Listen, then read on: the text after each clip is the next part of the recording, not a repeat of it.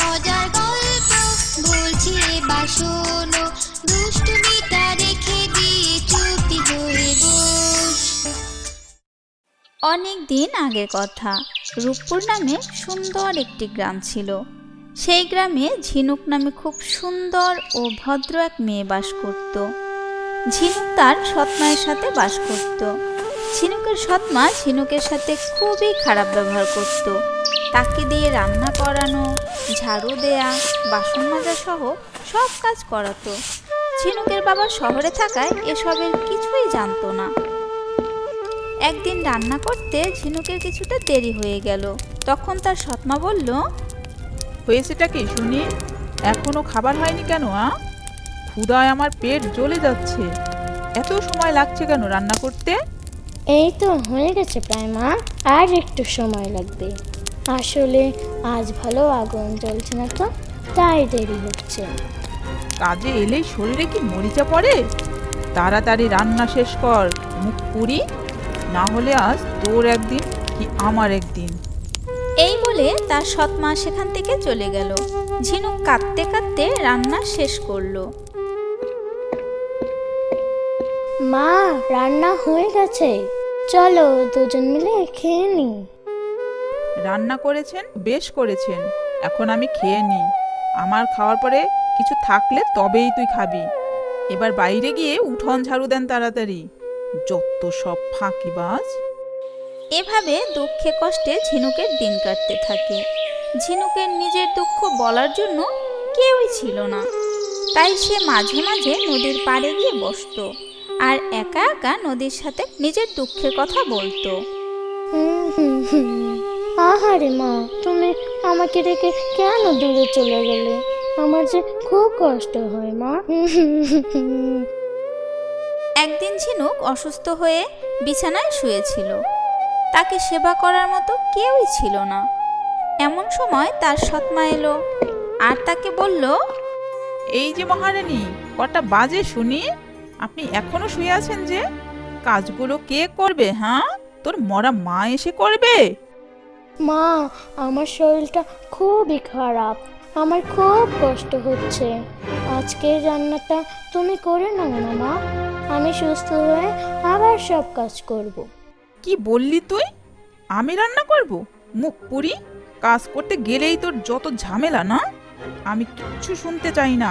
আমার আধ ঘন্টার মধ্যে খাবার চাই, বুঝছিস? যত সব ঝামেলা আমার কাঁধে। রোজ তো নদীর পাড়ে যাস, মরিস না কেন? নদীতে ঝাঁপ দিয়ে মরলে আমি বেঁচে যেতাম। এই বলে তার সৎমা সেখান থেকে চলে গেল। ঝিনুক কান্না করতে করতে বলল, আমি এ বাড়িতে কোন কাজটা না করি, তার বিনিময়ে আমি কি পাই? ঠিক মতো খেতেই পাই না। আমি এত অসুস্থ, তাও একটু বসলো না। না, এই সংসারে আমি আর থাকতে চাই না। এই বলে ঝিনুক নদীর পাড়ে চলে গেল আর বলল,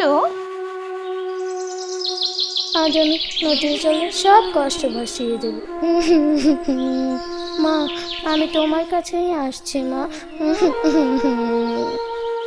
এই বলে ঝিনুক নদীতে ঝাঁপ দিল আর সে গিয়ে পড়ল বড় এক ঝিনুকের খোলসের মধ্যে। ঝিনুকটি তার মুখ বন্ধ করে নিল। সেদিন বিকেলে মাছ ধরতে এক জেলে এলো। জেলে বলল, না, ভাগ্যের যে আজ কি হলো, একটা মাছও পাচ্ছি না। কার মুখ দেখে যে ঘুম থেকে উঠেছি কে জানে বাপু। আজ আর একবার জাল ফেলবো, মাছ উঠলে উঠলো, না উঠলে বাড়ি ফিরে যাবো। যাক, অবশেষে মনে হয় বড় একটা মাছ বেঁধেছে জালে। যে ভারী মনে হচ্ছে, দেখি তো জাল উঠিয়ে।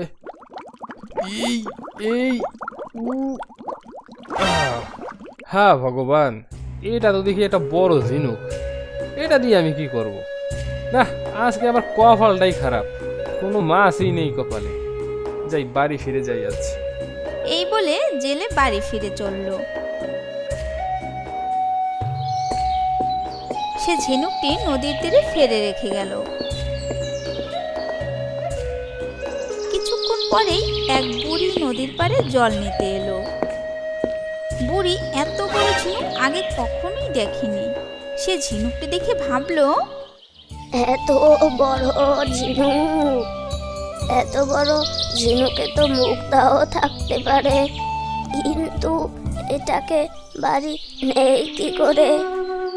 গায়ে তো তেমন শক্তিও নেই, আর আমার আপন বলতেও তো কেউ নেই যে আমাকে একটু সাহায্য করবে। ভগবান, আমার আর বাঁচতে মন চায় না। এই বুড়ো বয়সে সব নিজের হাতে করতে হয়, আর পারি না। যা হোক, দেখি এটাকে কোনোভাবে টেনে হিসড়ে বাড়ি পর্যন্ত নিতে পারি কিনা। এই বলে বুড়ি ঝিনুকটাকে টানতে লাগলো।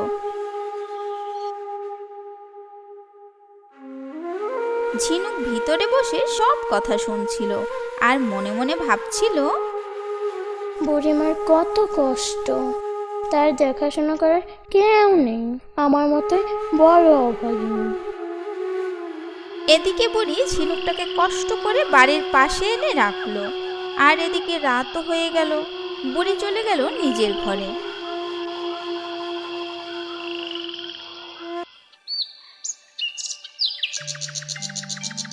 পরের দিন খুব ভোরে ঝিনুক মনে মনে ভাবলো, আমি না হয় তাড়াতাড়ি সব কাজ করে দিই, বুড়িমা সকালে উঠে খুব খুশি হবে। যে কথা সেই কাজ। ঝিনুক ঘর বাড়ি ঝাড়ু দিল, জল আনলো, রান্না করে রাখলো। তারপর সে নিজে অল্প কিছু খাবার খেলো। এরপর আবার ঝিনুকের মধ্যে ঢুকে গেল।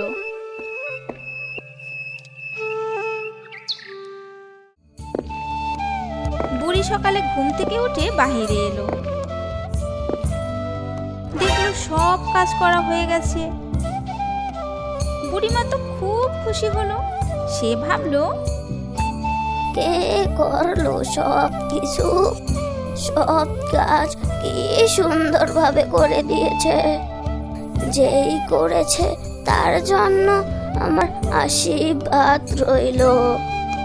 পরের দিন ভোরে আবারও ঝিনুক সব কাজ করে দিল।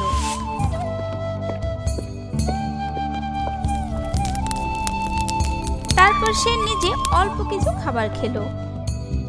এরপর আবার ঝিনুকের মধ্যে ঢুকে গেল।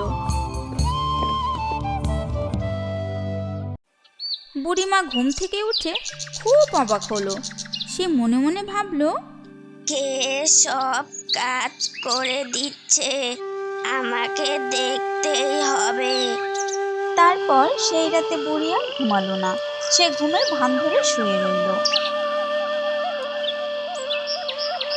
পরের দিন ঝিনুক সব কাজ করতে শুরু করলো। বুড়ি দেখলো খুব সুন্দর এক মেয়ে তার সব কাজ করে দিচ্ছে।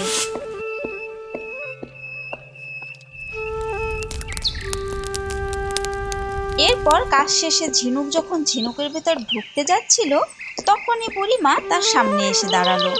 আর বুড়ি তাকে জিজ্ঞেস করলো, তুমি কে? এই ঝিনুকের মধ্যে এলেই বা কি করে? ঝিনুক তখন সব কথা খুলে বলল।